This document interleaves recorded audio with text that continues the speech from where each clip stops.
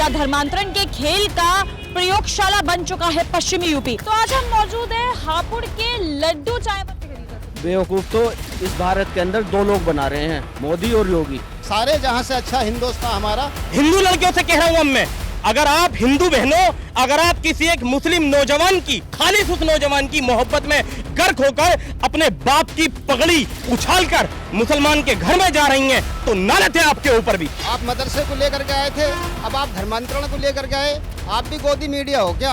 आप भी बिकाऊ हो, हैं? कितने पैसे लेकर आए हो तुम? उन लोगों के दिलों में इस्लाम के खिलाफ नफरत भर जाए कि आज हम देर सवेर किसी गैर महल्ले में जा नहीं सकते हैं। उनके मुंह पे जूते मार रहे हैं, चप्पल मार रहे हैं, वो किसी की बहन बेटी ना है। 2024 में बीजेपी की नैया डूबती हुई दिखाई दे रही है। वो तो डूब रही है, उसमें तो कोई शक नहीं है। बेटियां तो जंतर मंतर पे भी बैठी हैं, वो किसी की बेटी नहीं है क्या? आप इसको भगवा लव ट्रैप भी कह सकते हैं। कितनी मुस्लिम लड़कियां ऐसी हैं, उनके पास कितना रिकॉर्ड है कि वो अपना घर गृहस्थी व्यवहारिक जीवन अच्छे से चला रही हैं। ये तो आपको मालूम है 2024 में कौन आएगा। नहीं, वापसी करेंगे बहन जी। हम किसी पार्टी में नहीं है, लेकिन हम तो आम जनता हैं। नमस्कार, आप देख रहे हैं न्यूज़ वन इंडिया का डिजिटल प्लेटफॉर्म। मैं हूं आपके साथ नैना शर्मा। क्या धर्मांतरण के खेल का प्रयोगशाला बन चुका है पश्चिमी यूपी? क्योंकि देखिए, लगातार यूपी वेस्ट से लगातार केस आ रहे हैं धर्मांतरण के। क्या कोई साजिश के तहत, कोई अंतर्राष्ट्रीय साजिश के तहत निशाना बन चुका है ये इलाका? अगर ये किसी साजिश के तहत निशाना बन भी चुका है तो इसके पीछे किसका हाथ हो सकता है, इसके पीछे किरदार कौन निभा रहा है? देखिए, इस पर सख्ती से कार्रवाई करनी पड़ेगी। फिलहाल हम आए हैं हापुड़ में और हापुड़ की जनता से बात करेंगे। हापुड़ की जनता से जानेंगे कि जितने भी अभी तक ये केस आए हैं धर्मांतरण के और जितने भी लव जिहाद के केस आए, उस पर जनता की क्या राय है और जनता क्या कहती है। तो आज हम मौजूद है हापुड़ के लड्डू चाय वाला। देखिए, यहाँ पे मैं आपको दिखा दूं, ये लड्डू चाय वाले बहुत फेमस हैं ये, और यहाँ पे हम आए हैं, लोगों से बातचीत करेंगे, जानेंगे। देखिए, आजकल मुद्दा बना हुआ है जो धर्मांतरण, यूपी में धर्मांतरण एक बड़ा मुद्दा बना हुआ है, और ये क्यों हो रहा है, कैसे इसकी रोकथाम की जाएगी, लोगों से इस बारे में बात करेंगे। सर, ये बताइए कि आजकल जो धर्मांतरण एक बड़ा मुद्दा बना हुआ है, विपक्ष का लगातार ये कहना है कि जो मुस्लिम हैं वो हिंदुओं को धर्म परिवर्तन करने पे मजबूर कर रहे हैं और हिंदुओं को मुस्लिम बना रहे हैं। आप क्या कहना चाहेंगे इस बात पे? देखिए, मेरा नाम शाहिद मंसूरी है। ये सिर्फ बीजेपी का प्रोपेगेंडा है, कुछ नहीं है। धर्मांतरण ऐसा नहीं होता, इस्लाम में तो होता नहीं है, भले ही किसी धर्म में होता हो। इस्लाम में जब धर्मांतरण होता है तो उसको जो है समझ करके पहले इस्लाम को समझा जाता है, कुरान को पढ़ा जाता है, सारी बात की जानकारी होना चाहिए। इस्लाम से वो सेटिस्फाई होकर के वो अगर अपना धर्म परिवर्तन कर सकता है तब करा जाता है। अगर कोई लालच में आता है या कोई उसको ज़बरदस्ती कराता है तो कोई धर्मांतरण नहीं है, ये बिल्कुल प्रोपेगेंडा है। अभी मैंने देखा पिछले हफ्ते आप मदरसे को लेकर के आए थे, अब आप धर्मांतरण को लेकर के आए। आप भी गोदी मीडिया हो क्या? आप भी बिकाऊ हो, हैं? कितने पैसे लेकर आए हो तुम भाजपा वालों से? आपको यही काम रह गया है, कभी धर्मांतरण, कभी मदरसा। पैसे लेके हम नहीं आ रहे हैं। देखिए, इतने सारे केस हुए हैं। अभी गाजियाबाद का तो सुना ही होगा आपने, हाल फिलहाल का केस, बच्चे गेम खेलने जा रहे हैं और वहाँ पे उन लोगों का माइंड वॉश किया जा रहा है। तो मैं आपको बता दे रही हूँ कि ऐसा कोई प्रोसेस माइंड वॉश कराया जाता है, माइंड वॉश कराने के बाद ये सब कराया जाता है। देखिए मैडम, माइंड वॉश कराने के लिए हर माँ बाप, जितने माँ बाप अपने बच्चों को तालीम दिला रहे हैं, पढ़ा रहे हैं, माइंड वॉश करा रहे हैं, वो बच्चों को IAS बनाने के लिए, डॉक्टर बनाने के लिए, इंजीनियर बनाने के लिए, वहाँ तो उनका माइंड वॉश हो नहीं रहा। कुरान शरीफ इतनी मोटी किताब है, उसको पूरे को हिफ्स करना पड़ता है, वो माइंड वॉश हो जाता है, वो 3 दिन में माइंड वॉश हो जाता है। ऐसा नहीं है, ये सिर्फ प्रोपेगेंडा है, कुछ भी नहीं। चलिए, आपका कहना है प्रोपेगेंडा है कि बीजेपी एक प्रोपेगेंडा चला रही है, ठीक है। इसके अलावा अभी हाल फिलहाल में साक्षी मर्डर केस हुआ, ठीक है। साक्षी की इसमें क्या गलती थी? क्या उसने एक मुस्लिम लड़के से उसने दोस्ती कर ली, ये उसकी गलती थी, उसको मार दिया गया? ऐसे जाने कितने केस है। अभी हाल फिलहाल में मुंबई में भी एक केस हुआ है, इस बारे में क्या कहेंगे सर? ये जो साक्षी का मर्डर हुआ है, जिसने किया है उसको कड़ी से कड़ी सजा मिलनी चाहिए। बहुत गलत किया उसने बिल्कुल गलत किया है। साक्षी मर्डर केस, जहाँ तक उसको आप कहाँ से जोड़ोगी? वो जो मर्डर हुआ है उसको आप उसे लव से जोड़ोगी, मोहब्बत से जोड़ोगे, वो तो प्यार था ही नहीं। वो तो सिर्फ उनका एक ये जो था, एक वो कहते ना सेक्सुअल हैरेसमेंट था, वो कुछ नहीं था। उसको सज़ा मिलनी चाहिए, जो ऐसी हरकत करता है उसको सज़ा मिलनी चाहिए, चाहे वो हिंदू हो या मुसलमान, कोई भी हो। तो भैया जी का ये कहना है कि ये जो है बीजेपी जो है, विपक्ष जो है, जो प्रोपेगेंडा एक चला रहा है, ऐसे इस तरीके से धर्म परिवर्तन नहीं किया जा सकता। विपक्ष जो है हमला बोल रहा है। विपक्ष ऐसा कोई प्रोपेगेंडा बीजेपी नहीं चला रही है। अगर कोई धर्मांतरण करा रहा है तो कहीं ना कहीं वो गलत करा रहा है। जैसे शाहिद भाई ने कहा है, इस्लाम के अंदर जो है वो आप किसी को लालच दे करके आप धर्मांतरण नहीं करा सकते, कोई आप किसी को ज़बरदस्ती नहीं करा सकते। इस्लाम अगर आपको प्रॉपर आपको सही तरीके से एक्सेप्ट करना है तो एक उसका एक प्रोसेस है, पूरा का पूरा एक सरिया है हम लोगों का बनाया हुआ है जो चला रहा है। लेकिन इसमें क्या होता है, ये जैसे विपक्ष के लोग हैं तो ये बीजेपी को इन्वॉल्व कर रहे हैं, तो ये गलत कर रहे हैं। बीजेपी का क्या लेना देना? बीजेपी का ये लेना देना, 1 साल के बाद में लोकसभा का चुनाव है मैडम, आप भी समझते हैं। आपकी 24 से जोड़ रहे हैं। 24 में लोकसभा का चुनाव है। इससे पहले लेकर के आए थे जी मदरसा 4000 मदरसों पे योगी जी डंडा चला रहे हैं। अब लेकर के आए हैं धर्मांतरण को। अगली बार जब आओगे तो आप लव जिहाद को लेकर के आओगे, फिर उसके बाद में तुम अजान को लेकर के आओगे। 1 साल ऐसे ही पूरा कर लेंगे। इस पब्लिक की समझ में नहीं आने कि 24 में चुनाव हो जाएगा और चुनाव निकाल करके वो ये चाहते हैं हम आसानी से इन्हें तो उलझा कर रखें इसी में। अभी 15 दिन पहले 2000 के नोट में उलझा दिया, ये लाइन लगा के वहाँ खड़े, वो लाइन लगा के सब लोग वहाँ खड़े हैं, उन्हें 2000 के नोट में उलझा दिया। तो मैडम ये जिस तरीके की राजनीति भारतीय जनता पार्टी कर रही है ये बात सही नहीं है। भारतीय जनता पार्टी को सिर्फ विकास की बात करनी चाहिए। ये धर्मांतरण, ये लव जिहाद, ये अजान, ये मस्जिद, ये गाय, ये गोबर, इनके चक्कर में ना पड़ के सिर्फ विकास की बात करें और देश को आगे बढ़ाएं। हम हिंदू मुस्लिम जितने भी हम लोग हैं, हिंदू मुस्लिम हो, सिख हो, ईसाई हो, बौद्ध हो, दलित हो, वाल्मीकि हो, सब हम भाई भाई हैं। हम इस देश को आगे ले जाना चाहते हैं। हमारा एक गुलदस्ता है, सारे जहाँ से अच्छा हिंदुस्तान हमारा, हम बुलबुलें हैं इसके, ये गुलसिता हमारा। आप बताइए सर के नाम क्या है? सगीर अहमद। धर्मांतरण पे आप क्या कहना चाहेंगे? जिस तरीके से लगातार नए नए केस आ रहे हैं, गाजियाबाद में भी अभी बच्चे गेम खेलने जाते थे और वहाँ पे उनका माइंड वॉश किया जा रहा था। असल माइंड वॉश, कलाम पाक की आयतें जब तक उनके समझ में नहीं आती तो माइंड वॉश कैसे हो गया उनका? अच्छे अच्छे पढ़े लोग जो हाजी नमाजी दिखाई देते हैं उनको कलाम पाक की आयतें तो याद है लेकिन उस आयत का अर्थ मालूम नहीं है। फिर धर्मांतरण उस आयत के कलाम पाक के जरिए से कैसे हो गया? ये सब कुछ नहीं है। ये एक इस्लाम को बदनाम करने के लिए और मजहब इस्लाम के मानने वालों को टॉर्चर करने के लिए जो है ये एक नया तरीका ईजाद किया गया है और जिसकी वजह से कि लोग हमारे तरफ ज़्यादा माइल हो जाएं और इनसे लोग कट जाएं और मजहब इस्लाम के जो लोग चाहने वाले हैं उनकी तादाद कम हो जाए और जो यानी उन लोगों के दिलों में इस्लाम के खिलाफ नफरत भर जाए। और इस खाई को पाटने के लिए हम सबको मिलजुल करके काम करना चाहिए और इस हिंदुस्तान को इसी तरह का गुलदस्ता बनाना की हमें कोशिश और फिक्र करनी चाहिए जिस तरह से कि ये पहले कभी हिंदुस्तान था। आज हिंदुस्तान के अंदर इतनी खाई पैदा हो गई है कि आज हम देर सवेर किसी गैर महल्ले में जा नहीं सकते हैं। ऐसा क्यों है?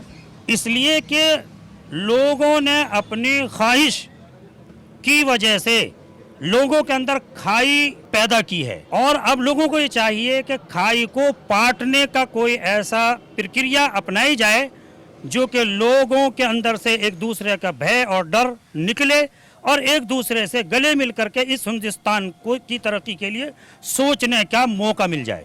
भैया का तो मानना है कि ऐसा कुछ भी नहीं हो रहा है। इनका लगातार ये कहना है कि इस तरीके के कोई ज्यादा केस नहीं हो रहे हैं। मतलब अगर धर्मांतरण आप कराते तो उसका एक पूरा प्रोसेस होता है। इस तरीके का प्रोपेगेंडा चला जी जी, धर्मांतरण के लिए तो आप बात कर रहे हैं। क्या आपने कभी ये भी देखा कि जो इनके नेता खुलेआम ये कहते हैं कि मुस्लिम लड़कियों से शादियाँ करो, उनके लिए क्या है उनका? आप धर्मांतरण 10, 5, 20 इधर उधर के गिन के ला के बम्बई का, बरेली का, कहीं का ला दिया। ये जो कई हज़ार या लाखों लड़कियां हिंदुस्तान के अंदर से चली गई हैं हिंदुओं के साथ और उनको बाकायदा प्रोटेक्शन मिलती है, पैसा मिलता है, ये आरएसएस वाले उनको पूरी सिक्योरिटी देते हैं। मतलब उसके बारे में इन्होंने क्या करा? जब आप किसी की बेटी की इज्जत दूसरे की नहीं समझोगे, जब अपनी उछलती है तो मीडिया और सब कुछ हिंदुस्तान और सारा काम हो जाता है। और जब किसी दूसरे की बेटी का होता है वो कुछ नहीं है, कहीं कुछ नहीं है, कुछ भी। लाखों लड़कियां मुस्लिम गैर मुस्लिम हो रही हैं, उस पर क्या उन्होंने काम किया कुछ? अगर योगी जी और मोदी जी सही तरीके से ये काम करें कि वो इज़्ज़त समझें अपनी लड़कियों की भी और हमारी की भी, ना हिंदू मुस्लिम होंगी ना मुसलमान हिंदू होंगे। ये तो ये सोच के अगर ये काम करें, अगर ये सही तरीके से काम करें तो ये ऐसा हिंदुस्तान में कहीं कुछ होने वाला नहीं है। कि भाई ये सरकार दोहरी मानसिकता किस तरीके से रख रही है? भैया का कहना है कि बहुत सारी मुस्लिम लड़कियां भी ऐसी हैं जो हिंदू लड़के जिन्होंने जो लेके गए उनको शादी वादी करी, उनके बारे में बात नहीं की जाती है, सिर्फ हिंदू लड़कियों के बारे में बात की हो जाती है। विपक्ष को तो सिर्फ जो है मुद्दा चाहिए हम बीजेपी पे हमला बोलने का। बहुत सारे केसेस हैं कि जिसमें मुस्लिम लड़कियां नॉन मुस्लिम बनी हैं। मेरा मानना यह है जब आदमी बालिग है, संविधान में है, राइट है उसका, वो अपनी चॉइस के हिसाब से अपना धर्म को चूज़ कर सकता है। कहीं ना कहीं मैं इनकी बात से इस चीज़ से सहमत हूँ। अगर कोई लालच के तौर पर किसी भी धर्म को कोई अपना रहा है तो वो सरासर गलत है। लालच से अगर कोई मुसलमान से हिंदू बनना है या हिंदू से मुसलमान, किस तरीके का लालच से मतलब? पैसे का लालच हो, पावर का लालच हो, किसी भी तरह का लालच हो सकता है, तो वो गलत है, वो सरासर गलत है। बाकी विपक्ष हर चीज़ पर जो है बीजेपी को जो है निशाना साध रहा है कि भाई ये प्रोपेगेंडा बीजेपी चला रही है, ऐसा कुछ नहीं है। क्या लगता है भैया, बीजेपी इस तरीके का कोई प्रोपेगेंडा चला रही है? 2024 के चुनाव आने वाले हैं, तो क्या बिजी करना चाहती है, लोगों को व्यस्त करना चाहती है इन मामलों में? मैं कमाल मंसूरी, सबसे पहले तो न्यूज़ 1 इंडिया का हापुड़ की सरजमी पर स्वागत करता हूं। इस सवाल से पहले मैं आपके एक सवाल का जवाब देना चाहूँगा। अभी थोड़ी देर पहले आपने दिल्ली पुलिस के एक कर्मचारी का जिक्र किया था जो हापुड़ के रहने वाले थे। आपने ये कहा कि उन्होंने लड़की के साथ रेप किया, ये कर दिया, वो कर दिया, बहुत अच्छी बात आपने कही, लेकिन आपने उसके पीछे की देखा कि वो लड़की उससे विवाहित थी, 12 साल की मतलब शादी उनको हो चुके थे और उनका एक बच्चा भी था। आपने ये चीज़ कही कि वो शादीशुदा थे, और शादीशुदा मियाँ बीवी जो 12 साल से एक साथ रह रहे हों, उसमें दुष्कर्म कहाँ से आ गया? लड़की के ना का मतलब दुष्कर्म ही है भैया। ये क्या बात है? कल को मेरी बीवी कह देगी मैंने तो मना करा था, पहले मजे ले लें, फिर उन्होंने कहा जी मैंने तो मजा करा। वो बेटी कहाँ से आ गई 12 साल में? 12 साल में उन्होंने आप बात समझिए, बेटी हो गई, शादी हो गई, अगर कोई महिला शादी के बाद भी या बच्चे होने के बाद भी अगर मना करती है कि उसको ये सब नहीं आपके साथ रहना है या उसको अब नहीं आपसे बातचीत करनी है, तो उसके साथ जबरदस्ती करना भी दुष्कर्म में ही आता है भैया। उसके लिए कानूनी प्रक्रिया है ना पूरी, उसके लिए कानूनी प्रक्रिया अपनाई जाए। लेकिन ये थोड़ी ना कि उसमें 76 का केस लगा के उसे बदनाम कर दिया जाए या जेल में डलवा दिया जाए। तो सबके लिए कानून सबके लिए है ना। कल को मेरी भी बीवी है, ये सब यहाँ ज़्यादातर मैरिड लोग हैं, ये तो किसी की भी घरवाली ऐसा कर देगी। तो ये शादी, निकाह, विवाह, ये सब तो फिर गलत ही हो गए ना। फिर क्या इनकी एक ज़रूरत रह गई है? अगर ऐसा कल को कोई भी किसी की भी घरवाली वो ये कहते मेरी मर्जी नहीं थी, वो 10 साल रहे, 12 साल रहे, 5 साल रहे, 20 साल रहे, तो कहानी ख़त्म हो जाएगी। दूसरी बात, आपने भी थोड़ी देर पहले शहजाद बॉम्बे वाले केस की बात की थी। आप उसमें शहजाद का नाम उछाला जाता है, लेकिन मीडिया का भी ये नहीं कहता शहजाद का पूरा नाम क्या था। उसे एज ए मुस्लिम दर्शाया गया पूरी मीडिया में, खासकर गोदी मीडिया द्वारा, मतलब वो हिंदू था, जबकि वो उसका नाम शहजाद पूना वाला था, वो पारसी था। आप अगर शायद आपको जानकारी ना हो तो इसे कंफर्म कर लेना, मीडिया में आप इसे गूगल पर देख लो, आप इसको यूट्यूब पर देख लो, उसका नाम शहजाद पूना वाला है। वो कोई मुस्लिम नहीं था, वो पारसी था, लेकिन उसको इस तरीके से दर्शाया गया जैसे वो मुसलमान था और मुसलमान ने एक गैर मुस्लिम लड़की को काट कर डाल दिया, ऐसा नहीं था। और अगर आप रिकॉर्ड उठाएंगे, इससे ज़्यादा केस मुस्लिम लड़कियों के साथ मिलेंगे, जो RSS द्वारा, बीजेपी के जितने पालतू संगठन हैं ना, उनके द्वारा मुस्लिम लड़कियों के साथ किया जा रहा है।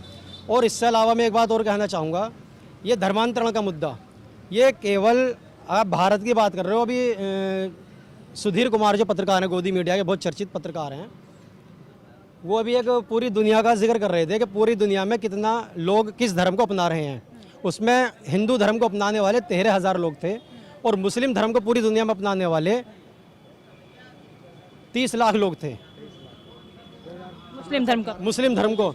अब ये जो आपका प्रोपेगेंडा जो चल रहा है, आप जिक्र करते हो केवल इंडिया का, जबकि पूरी दुनिया में इतने 23 लाख या 30 लाख जो इस्लाम को अपनाया गया है, वहाँ कौन से प्रोपेगेंडे चल रहे हैं? ये कहीं ना कहीं इस्लाम की अच्छाइयाँ हैं जिनको लोग देखते हैं, सुनते हैं, समझते हैं, पढ़ते हैं। समानता का अधिकार इस्लाम के अंदर है। वो ये देखते हैं कि हमें यहाँ सम्मान मिल रहा है। जो हक औरत का है वही हक आदमी का भी है, जो हक अपना है वो पड़ोसी का भी है। भैया लगातार आजकल खबर आ रही है कि मुस्लिम जो लड़के हैं छलावा जो है कर रहे हैं, रुद्राक्ष की माला पहनते हैं, टीका लगा लेते हैं, लड़कियों को बेवकूफ़ बनाते हैं और उन्हें बाद में पता चलता है कि ये लड़के हिंदू नहीं है, मुस्लिम है। इस तरीके का मतलब ये सब रोकथाम कैसे करी जा सकती है? बेवकूफ़ तो इस भारत के अंदर 2 लोग बना रहे हैं, मोदी और योगी। महंगाई का मुद्दा क्यों नहीं लेते ये लोग? पेट्रोल की क्या रेट है, गैस सिलेंडर का रेट है, किसान देखो आए दिन आत्महत्या कर रहे हैं, इसका कहाँ है मुद्दा? किसानों का गन्ना भुगतान नहीं हो रहा। ये धर्म परिवर्तन क्या है? पहलवानों का मुद्दा देखो, बैठी वो नहीं है किसी की बहन बेटी, उनके मुंह पे जूते मार रहे हैं, चप्पल मार रहे हैं, वो किसी की बहन बेटी ना है। क्या लगता है धर्मांतरण के मुद्दे पे क्या? मैं तो यही कहना चाहूँगा, अभी हमारे भाई ने जो बात कही है कि लोगों का बेवकूफ़ बनाया जा रहा है एजुकेशन के ऊपर बात नहीं करते, विकास के ऊपर बात नहीं करते, पढ़ाई लिखाई के ऊपर, गरीबी के ऊपर लोग इतने परेशान हैं, उनके ऊपर बात करो ना। हिंदू मुसलमान को लेकर क्या बात कर रहे हो? ये आपस में लड़ाने की बात है। अगर कोई जुल्म कर रहा है तो उसे सज़ा देनी चाहिए, लेकिन उसे तोल के सज़ा देनी चाहिए। ये नहीं उठाया ठोक दिया। अब साक्षी है, उसके ऊपर जुल्म हुआ है, उसके ऊपर एक्शन होना चाहिए, तो तत्काल मार देना चाहिए था ऐसे को। वहाँ कोई से भी धर्म से हो, मुस्लिम से हो या हिंदू से हो। तत्काल मार देने पर भी फिर ये मुद्दा उठ जाता है कि कानून के हाथों का काम है, आप कैसे मार सकते हैं ऐसे? नहीं, पुलिस एनकाउंटर बेगुनाहों को भी तो कर रही है। ये तो गुनाहगार है, इनका एनकाउंटर क्यों नहीं कर रही पुलिस? किस बेगुनाह का एनकाउंटर कर दिया पुलिस? बतेरे बेगुनाहों का एनकाउंटर इतिहास उठा के देखिए। आपको सब पता है, आप कुछ नहीं दिखाते। जो दिखाने की चीज है वो नहीं दिखाएंगे आप, लेकिन सब दिखाइए, आप सब जानते हैं। अभी हाल फिलहाल आप किस एनकाउंटर की बात कर रहे हैं जो बेगुनाह का पुलिस ने किया? पुलिस ने बेगुनाह का किया है। आप जो खुलवाना चाह रही हैं मुझसे, मैं नहीं खोलने का हूँ उसे। मैंने आपसे पहले भी अपनी डिबेट में तुम उसे खुलवाना चाह रही थी, लेकिन बेगुनाह तो आपको ही पता है कौन गुनाहगार है कौन बेगुनाह है। लेकिन लड़की के साथ कोई, वो किसी भी धर्म की बेटी हो, जिसके साथ बलात्कार होता हो, जुल्म होता हो, कोर्ट उसे तत्काल फांसी की सजा दे। योगी जी ये क्यों नहीं कर रहे बिल? ये बिल पास कराओ ना भाई। किसी भी धर्म की बेटी है, वो हिंदू है, मुस्लिम है, सिख है, किसी भी धर्म की बेटी है, उसके साथ बलात्कार हो रहा है, उसके साथ ज्यादती हो रही है, उसे तत्काल एक्शन लिया जाए उस पर, उसको ऐसी सजा दे दी जाए। आगे को लोग करने से भी 7 दफे सोचें कि मैं क्या कर रहा हूँ। बेटियां तो जंतर मंतर पे भी बैठी हैं, वो किसी की बेटी नहीं है क्या? वो भी तो बेटी हैं, उन्होंने तो गोल्ड मेडल लाए हैं देश के लिए, देश का शान बढ़ाई है, आन बढ़ाया देश का। थकार कर उन्हें वापस जाना पड़ रहा है। बताओ, जब वो बेटियां गोल्ड मेडल लेकर आई थी तो मोदी जी जो सेलिब्रेशन हो रहा था उसमें मोदी जी कहते हैं और बबीता और फोगाट उनके बारे में कहते हैं तुम तो मेरे घर के हो, मैं तुम्हें सबको जानता हूँ वगैरह वगैरह। आज कहाँ है वो मोदी जी? अपने एक सांसद का, उस सांसद के ऊपर इतने गंभीर आरोप लगे हुए हैं, उस सांसद का साथ दे रही है सरकार। उन बेटियों पर अत्याचार करा जा रहा है। एक तरफ संसद भवन का उद्घाटन किया जा रहा है, दूसरी तरफ बेटियों पर अत्याचार किया जा रहा है। वो बेटी नहीं थी वहाँ, हिंदू मुस्लिम एंगल नहीं देख रहा कोई, वहाँ तो हिंदू बेटियाँ थी। उनके लिए तो कम से कम उठाओ। अपने एक सांसद को निलंबित क्यों नहीं कर देते? एक सांसद का इतना खौफ क्यों है सरकार को? ये तो मोदी सरकार है, इस सरकार का तो भोकाल है। ये तो किसी को क्या लगता है भैया, ब्रजभूषण के खिलाफ कोई एक्शन बीजेपी क्यों नहीं ले रही? ब्रजभूषण के बाद में, उसके बारे में तो बाद में बात करेंगे। पहले आप ये बताइए, इन्हें जो है, इनको बुलंदशहर नहीं देखा? मूर्तियाँ तोड़ दी मस्जिद के, मंदिर के अंदर मूर्तियाँ तोड़ दी। और जब उनकी जाँच हुई मंदिर में मूर्ति किसने तोड़ी, तो उसमें चारों जो पकड़े गए वो चारों हिंदू लड़के थे हैं। उस तरफ ध्यान नहीं है। 3 ट्रेनों का एक्सीडेंट हो गया, कितने लोग वहाँ मारे गए, उस तरफ ध्यान नहीं जा रहा, उधर कैमरा नहीं जा रहा। लखनऊ की कोर्ट के अंदर हत्या हो गई, पुलिस कस्टडी में हो गई, कोर्ट के अंदर हत्या हो गई, वकील बन के आया, जबकि उसका एनकाउंटर जो कि पकड़ा गया एनकाउंटर, उसको तत्काल कर देना चाहिए था, उस तरफ ध्यान नहीं जा रहा। क्या लगता है आपको अतीक के बाद दूसरा एनकाउंटर ऐसे है जो कानून? अब तो हम हमारा विश्वास उड़ चुका है। अब मीडिया पे विश्वास करें, वकीलों पे विश्वास करें, डॉक्टर पे विश्वास करें, किस पे विश्वास करें? कोई मीडिया बन के ठोक देगा, कोई वकील बन के ठोक देगा, किस पे विश्वास करें? क्या इसका एक कारण मुख्तार अंसारी भी हो सकता है? नहीं, डर लगता है हमें मीडिया से भी, लगता है। गोदी मीडिया तो हुई, अब तो हथियार लेकर आने लगे भाई।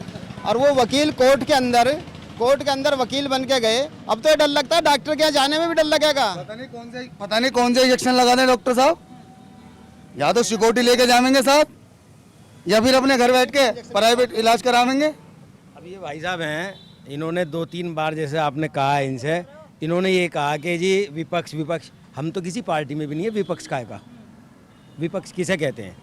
तो हम तो आम जनता हैं। ये बार इन पर कोई बात बनती नहीं है, विपक्ष की बात कर देते हैं, और तो इन पर कुछ है नहीं, भाजपा वालों पर। हाँ भैया, आम जनता नाम की भी एक चीज होती है, आम जनता ही अपना ओपिनियन बता रहे हैं, आप इन्हें विपक्ष कह रहे हैं बार बार। तो मैंने ये बसपा से हैं, ये आम आदमी नहीं है। ये एज ए प्रवक्ता के तौर पर बसपा के आए हैं यहाँ पर। साहिद भाई जो है वो प्रवक्ता हैं, एज ए प्रवक्ता ये बात कर रहे हैं, एज ए स्पोक पर्सन बोल रहे हैं। यहाँ पे खड़े हुए आप क्या किस बात पे आम पार्टी के हैं सब यहाँ अपने। नहीं, पार्टी छोड़िए, आप इनका जवाब दीजिए ना,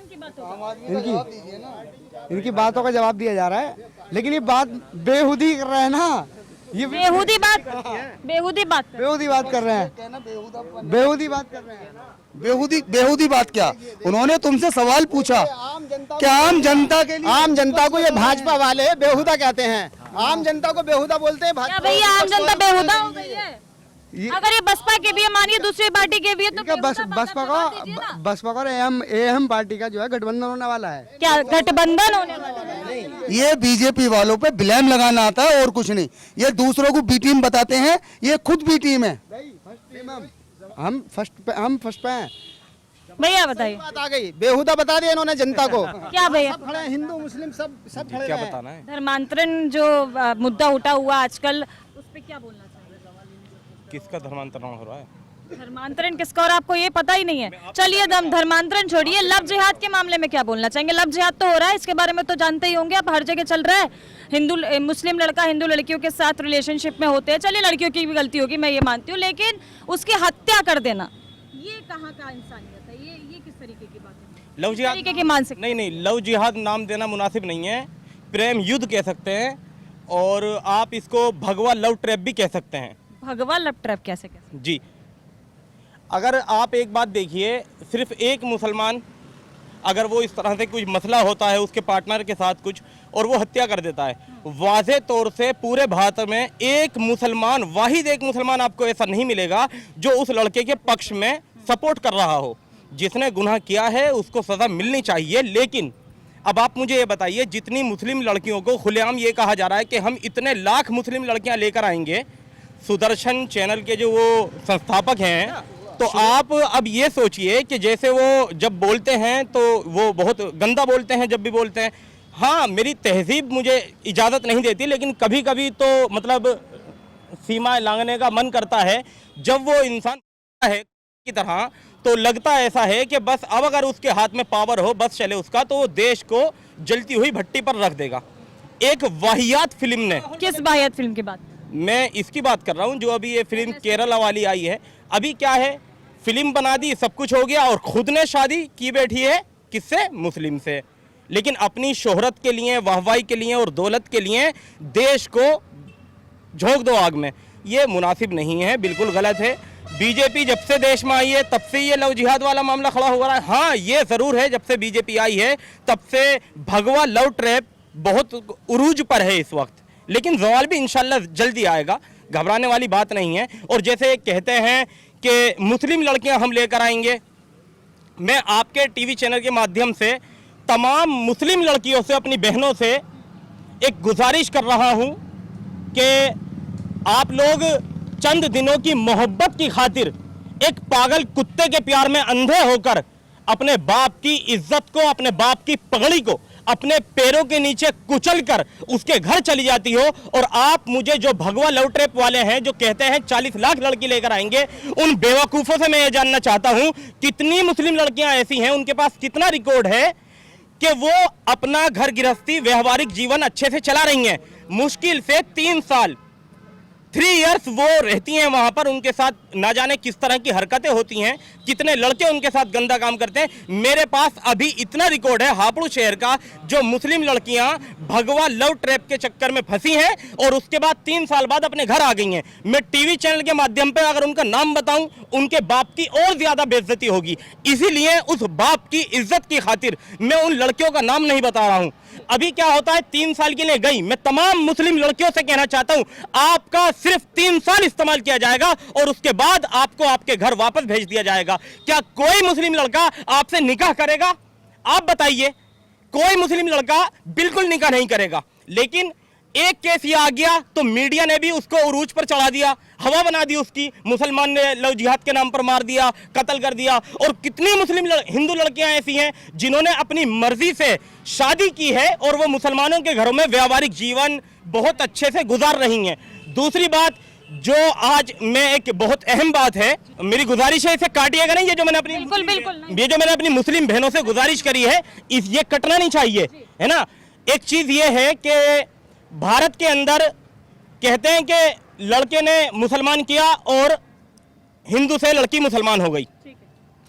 वाज़े तौर से ये क्लियर कर देना चाहते हैं हम, हमें ऐसी लड़कियों की या ऐसे लड़कों की, ऐसे मुसलमानों की जरूरत है ही नहीं जो वाहिद किसी मुस्लिम नौजवान की मोहब्बत में गर्क होकर मुसलमान हो जाएं। हाँ, अगर आप इस्लाम को समझते हैं, इस्लाम को पढ़ते हैं, अल्लाह क्या है, दीन क्या है, दुनिया क्या है और आखिरत क्या है, उसको समझने के बाद आप इस्लाम कबूल करते हैं तो मोस्ट वेलकम, आपका इस्तकबाल है। लेकिन अगर आप किसी एक मुस्लिम नौजवान की मोहब्बत में गर्क होकर, हिंदू लड़कियों से कह रहा हूं मैं, अगर आप हिंदू बहनों, अगर आप किसी एक मुस्लिम नौजवान की, खालिस उस नौजवान की मोहब्बत में गर्क होकर अपने बाप की पगड़ी उछालकर मुसलमान के घर में जा रही हैं तो नालत है आपके ऊपर भी। मैं उनसे भी ये कहना चाहता हूं, हाँ मुसलमान नौजवान, अगर भाई दो लोग हैं, किसी को किसी से भी प्यार हो सकता है, मुझे किसी से भी प्यार हो सकता है, किसी को किसी से भी हो सकता है प्यार।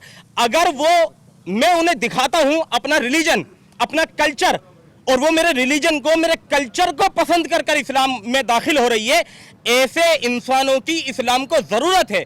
आया अगर वो वाहिद इंसान की मोहब्बत में गर्क होकर मुसलमान हो रही है, हमें ऐसे मुसलमानों की जरूरत नहीं है, हम हाथ जोड़ते हैं।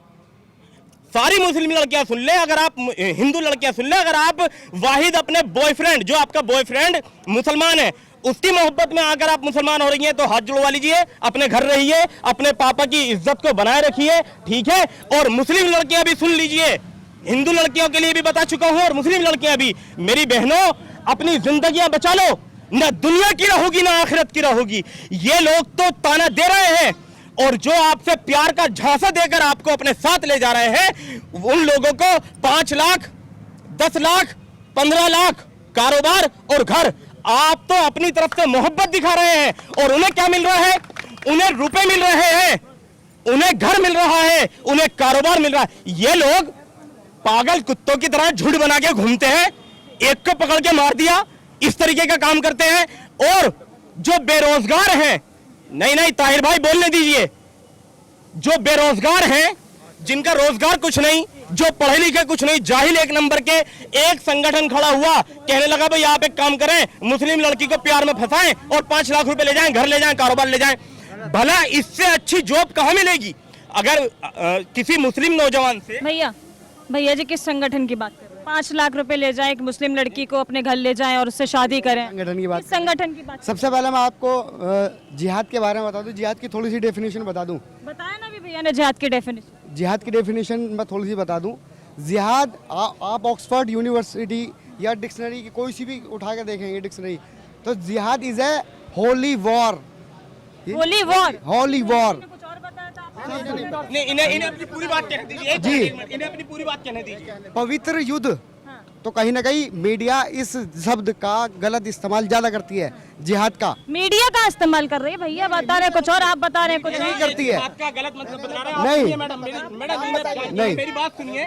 जिहाद का हाँ। मतलब जो है, जिहाद हिंदी में संघर्ष कहेंगे, अपनी ख्वाहिशात से हाँ, संघर्ष, ठीक है, अपनी ख्वाहिशात को ताबे, खुद के अपने ताबे ना करते हुए हमें अपने दीन के ताबे होने को भी ये एज ए जिहाद कहा जाएगा। सबसे पहले ये लव जिहाद का शब्द जो इस्तेमाल हुआ है, ऑल ओवर इंडिया के अंदर, हापुड़ के अंदर से इस्तेमाल हुआ। सरावे में एक कांड हुआ था, तो वहाँ से इसकी जो है इजाद हुई इस शब्द की। तो कहीं ना कहीं मीडिया का बहुत बड़ा अहम रोल है, जो आज ये लव जिहाद वाला शब्द पैदा हुआ। नहीं, बीजेपी का रोल है, नहीं मीडिया का रोल नहीं है। मीडिया तो इस वक्त, कुछ मीडिया, मैं 100% मीडिया को नहीं कह रहा है ना, एनडीटीवी के लिए नहीं कह रहा मैं 100%, कोई भी चीज 100% नहीं कह सकते हम। अगर एक ने कत्ल कर दिया मुस्लिम हिंदू लड़की का, तो सारे मुसलमान लड़के कत्ल नहीं कर रहे, बहुत सारी घर बसार कर रही है, जैसे मैंने अभी बताया था। कुछ मीडिया बीजेपी के दबाव में और बीजेपी की तरफ जो वो हड्डी फेंकी जा रही है बीजेपी की तरफ से, उनकी बातों में आकर ये जिहाद, लव जिहाद का नाम आया है। ये भी बीजेपी का इजाद किया हुआ एक फर्जी लफ्ज है। फर्जी दुश्मन होता है ना, अपना एक फर्जी दुश्मन खड़ा कर लो और देश की जनता को बता दो, पब्लिक को, अरे ये मार देगा, ये मार देगा, ये मार देगा, ये फर्जी दुश्मन है। इस्लाम में तो इज्जत दी जाती है औरत को मैडम। आप देखिए ना इतिहास उठा के, आप देखिए मुख्तार अब्बास नकवी को इज्जत से रह रही है, नहीं रह रही हैं? शाहनवाज साहब को देखिए, इज्जत से रह रही है, नहीं रह रही हैं? इन्हीं की पार्टी में हिंदू बहनें बहुत इज्जत के साथ मुसलमानों के साथ में जो शादी कर करके हमारे संविधान के तरीके से, संविधान के हिसाब से जो रह रही हैं, वो चाहे शाहनवाज साहब हों, चाहे मुख्तार अब्बास नकवी हों, या हमारे आडवाणी जी हैं, उनकी भतीजी ने भी किसी मुसलमान से शादी की है, सलीम नाम का कोई लड़का है, बड़ी इज्जत के साथ रह रही हैं। अभी एक ये बाबा, क्या नाम था उनका, जो बाबा वो बहुत चले थे, उन्होंने भी कहा कि मेरी जो उनकी भी बहन की शादी किसी मुसलमान से हुई है। सब लोग, इस्लाम में औरत को बहुत इज्जत दी जाती है मैडम, बहुत इज्जत दी जाती है इस्लाम में। भैया जी का कहना है, भैया कह रहे हैं कि जो प्रोपोगंडा बता रही है बीजेपी के मुस्लिम लड़के हिंदुओं को धर्म परिवर्तन करा रहे हैं, बल्कि ऐसा नहीं है। हिंदू लड़कियों के साथ, मुस्लिम लड़कियों के साथ भी ऐसा होता है। मुस्लिम लड़कियों के साथ भी हिंदू लड़के शादी करते हैं और फिर उसके बाद बता रहे हैं कि एक संगठन है जो 5 लाख रुपए देने का दावा करता है। संगठन नहीं है, वो पूरी लिस्ट बना कर रखी है उन्होंने। वो कहते हैं इतने रुपए देंगे, आइए तुम्हें जो है बेपर्दा करेंगे, आइए। उन्हें नंगा नचाएंगे ना।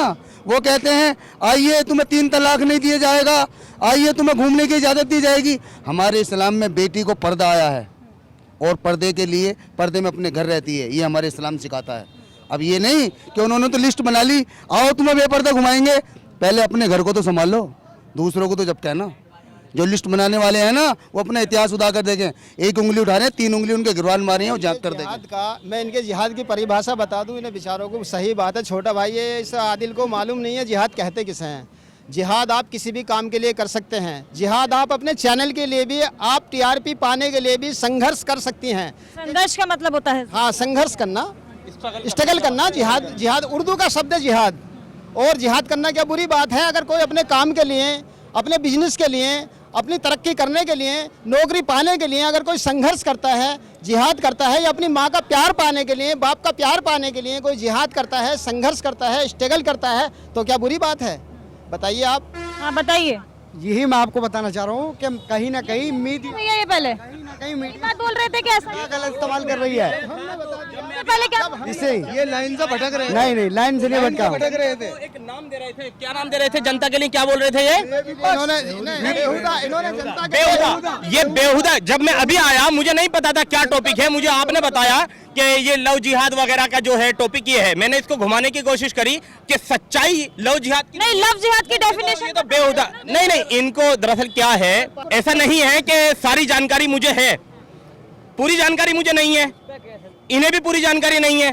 कोई इंसान कोई ये कहे कि मुझे पूरी जानकारी है तो ये मुनासिब नहीं है। हम तो स्टूडेंट हैं, मैं एज ए एडवोकेट हूं, तो हम तो हमेशा ये कहते हैं हम तो सीख रहे हैं। बस एक बात कहना चाहूंगा, जिन लोगों ने गुजरात फिल्म बनाई, जिन लोगों ने केरल फिल्म बनाई, उन लोगों से ये कहना चाहूंगा कि एक गुजरात फाइल्स, लीपा पोती का पर्दाफाश, राणा अय्यूब साहिबा ने जो किताब लिखी है, आप जानती है राणा अय्यूब साहिबा को? एक बहुत बड़ी जर्नलिस्ट है। उन्होंने जो किताब लिखी है लीपा पोती का पर्दाफाश, गुजरात फाइल्स, मेरी गुजारिश है कि इस पर भी एक वीडियो बने। मनीषा भल्ला और डॉक्टर अमीरुल्लाह साहब ने जो किताब लिखी है बाइज्जत बरी क्वेश्चन मार्क, मेरी गुजारिश है कि इस पर भी एक मूवी बने। एक बेहुदा मूवी पूरे देश का माहौल खराब कर देती है। देखिए मेरी बहन, मैं आपसे भी कह देना चाहता हूं, I hope you don't mind, क्योंकि ये कुछ भी हो सकता है। अगर लाइफ में आपको किसी मुस्लिम लड़के से प्यार हो जाए तो जब तक इस्लाम को सही से ना समझ लो शादी मत करना। आप हिंदू हैं, मैं मुसलमान हूं, बहन कह रहा हूं आपको, और मना कर रहा हूं कि शादी मत करना मुसलमान नौजवान से। वाहिद मुसलमान नौजवान के प्यार में गर्क होकर अपने बाप की इज्जत को उछालना मत मेरी बहन। घर में रहना, जहां बाप और मां रिश्ता करें वहां करना। हाँ, अगर आप इस्लाम को समझती हैं, इस्लाम की स्टडी करती हैं, दीन को समझती हैं, रसूल अल्लाह सल्लल्लाहु अलैहि वसल्लम को समझती हैं, और कैसे इस्लाम जब दुनिया में आया महिलाओं को सम्मान मिला, मजदूरों को सम्मान मिला, मजबूरों को सम्मान मिला, और सबको समानता का संदेश पहुंचाया गया रसूलुल्लाह सल्लल्लाहु अलैहि वसल्लम ने। हाँ, अगर आप इसको समझ लेती हैं तो इस्लाम में आपका मोस्ट वेलकम है। आपका मतलब तमाम गैर मुस्लिम लड़कियों का मोस्ट वेलकम है। लेकिन अगर इस्लाम को समझ में ना आती है, मैं बार बार इस बात को कह रहा हूँ, मुनासिब नहीं है, वो मुनासिब नहीं है। लेकिन जो बीजेपी के लोग हैं, अभी मैं देखता हूँ चंद मुसलमान, मतलब अगर मैं उनका परसेंटेज निकालूं तो उनका परसेंट 0 कुछ परसेंट में वो आएंगे, वो बीजेपी में जा रहे हैं। एक चीज है कि बातिल को ताकतवर देखकर उसकी जी हुजूरी करना या उसकी सफों में खड़े हो जाना कमजोर ईमान की पहचान है। उन तमाम मुसलमानों से कहना चाहता हूं जो मुसलमान बीजेपी में जाकर तलवे चाटने का काम कर रहे हैं, मेरे भाई ऐसा है कि अपना एनालाइज करिए, अपना मुहासबा करिए, और बातिल को ताकतवर देखकर, इन लोगों को ताकत में देखकर जो संविधान के दुश्मन हैं, अंग्रेजों के दलाल हैं, अंग्रेजों से माफी मांगने का काम करते थे, इन लोगों को आज ताकतवर देखकर उनकी सफों में जाना, उनके संगठन में जाना और उनका सदस्य बन जाना मुनासिब नहीं है, ये अच्छा नहीं है। बड़े भाई ने बहुत अच्छी अच्छी सारी बातें कही हैं। और जहाँ तक केरला स्टोरी का सवाल आ रहा है, मैं उसमें एक बात कहना चाहूँगा। केरला स्टोरी के खिलाफ नहीं, केरला के बारे में केरला स्टोरी जो है एक बहुत ही वाहियात मूवी है। मैंने फिल्म नहीं देखी, लेकिन उसका मैसेज समाज में जिस तरीके से गया है वो मुझे जानकारी है। लेकिन मैं एक बात यहाँ कहना चाहूँगा कि जिन लोगों ने केरला स्टोरी बनाई थी, जो मैसेज देने के लिए, केरला हमारे भारत का सबसे पढ़ा लिखा और सबसे सक्सेसफुल राज्य है, और उन लोगों ने इस गंदगी को एकदम से नकार दिया, बाहर कर दिया, और सबसे पहले देश के अंदर आरएसएस को बैन करने का काम किया। वहाँ इतने पढ़े लिखे आलिम लोग हैं, वहाँ पर सबसे ज़्यादा साक्षरता केरला के अंदर है। उन्होंने इस गंदगी को पनपने ही नहीं दिया, उसे निकाल के बाहर कर दिया। आरएसएस भी माहौल खराब करने का काम कर रहा है। नहीं, आरएसएस का तो देखिए ये एजेंडा है। आप कितना भी भाईचारे की बात कर लीजिए इस देश में, जितना आप भाईचारे की बात करोगे, जो भी इस भाजपा में रह करके, चाहे कोई मुसलमान हो चाहे कोई गैर मुस्लिम हो, जो भाईचारे का मैसेज इस देश में देगा वो पार्टी से बाहर होगा। चूँकि भाईचारे से तो भारतीय जनता पार्टी इस देश में आ ही नहीं सकती। जिस दिन भारतीय जनता पार्टी भाईचारे की बात इस देश में, इस मुल्क में करने लगी, उसी दिन भारतीय जनता पार्टी सत्ता से बाहर हो जाएगी। तो 2024 में आप इस हालातों को देखते हो, 2024 में किसको देखते हो? 2024 में किसको देख रहे हैं ये तो आपको मालूम है 2024 में कौन आएगा। आप बताइए ना, आप किसको जी देखते हो बताइए। 2024? 2024 में बीजेपी बैक करने वाली है, क्योंकि विपक्ष अभी मजबूत स्थिति में नहीं है, कमज़ोर है। लोगों के जो मुद्दे हैं उन पे वो अभी खरा नहीं उतर पा रहा है, तो बीजेपी बैक करेगी 2024 में। डर क्या लगता है भैया? नहीं लगता नहीं है कि बीजेपी बैक करेगी? नहीं जा रही है बीजेपी। जाएगी। सुपड़ा साफ होगा इंशाल्लाह। तख्ता पलटेगा। पीछे से भी आवाज आई। दरअसल क्या है, कुछ लोगों ने ना अभी जिन्होंने बीजेपी को वोट दिया था वो भी परेशान है।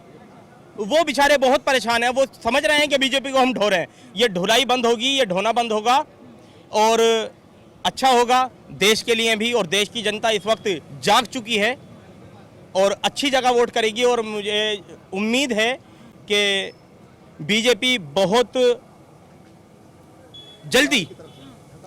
जल्दी डाउन की तरफ जाएगी और आइंदा आने वाले वक्त में ऐसा डाउन जाएगी, ऐसा जवाल आएगा, इसको कभी उरूज हासिल नहीं होगा इंशाल्लाह। इसमें अगर कोई बढ़ेगा तो लगता है यहाँ पर अगर कोई बढ़ता है, उत्तर प्रदेश की बात कर रहा हूँ मैं, पूरे देश का तो नहीं कह सकता, लेकिन यहाँ उत्तर प्रदेश के अंदर बहुजन समाज पार्टी आगे बढ़ेगी। चूँकि मुस्लिम समाज ने अखिलेश को छोड़ दिया है और ये भी पिछले चुनाव में देखने को मिला है, अखिलेश से मुसलमान हट गया है। चूँकि अखिलेश का 6% वोट, उसके समाज का 6% वोट यादव, वो भी भाजपा। लेकिन विपक्ष कहीं ना कहीं ये भी कहती है कि जो मायावती बहन जी हैं वो अपनी हार रही है, इसलिए जीत के लिए मुसलमानों का यूज करती हैं। वो हमेशा से उसका जो है पिछला इतिहास ये रहा है, जब पब्लिक को, लोगों को दिखता है कि बहन जी बैक फुट पे जा रही हैं, हमेशा वो चुनाव में बढ़ चढ़ के आती हैं।